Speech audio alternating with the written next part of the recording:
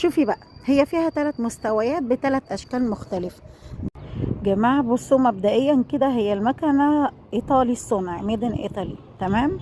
هي ايطالي، مكنة المخروطة، مكنة المكرونة، مكنة الباستا، مكنة العيش المرقوق، بنعمل فيها كافة شيء.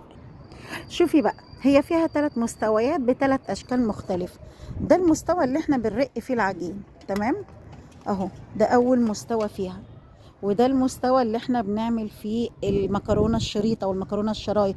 ده مستوى المكرونه الاسباجيتي او المخروطه، تمام. طيب خلينا نشوف البقره دي عشان الناس بتسأل كتير ارقام ايه والكلام ده كله. طيب بصوا يا جماعه، الارقام هنا احنا في ضغطه كده بنطلع بيها ونسيبها تدخل في الفتحة دي. الأرقام هنا من 1 ل9. طيب أعمل عيش على رقم إيه ولا أرق الرغيف على رقم إيه؟ ده بقى حسب أنت شايفة إيه، لأن دي بتتوسع على 9 بتبقى أوسع حاجة خالص، وعلى 1 أعتقد بتبقى أضيق حاجة، ولا العكس؟ يا ولاد صحصحوا معايا. بصوا خلينا كده في الباين، في اللي هو ايه باين اهو، في اضاءة اهي واضحة. نشوف كده، نحرك من 1 ل9. يا جماعة ال9 ده اعتقد اضيق حاجة، ورقم 1 اهو اوسع حاجة.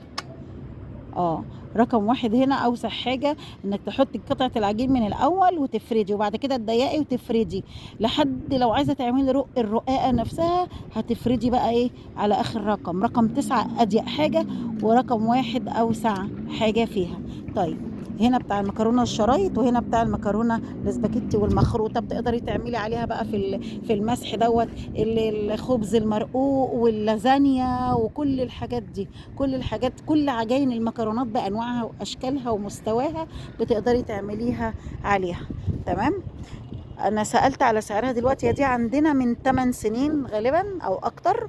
هي سألت عليها حاليا من 600 واحنا طالعين كده. استنى اغمض لكم الشمس عن الماركة اهي.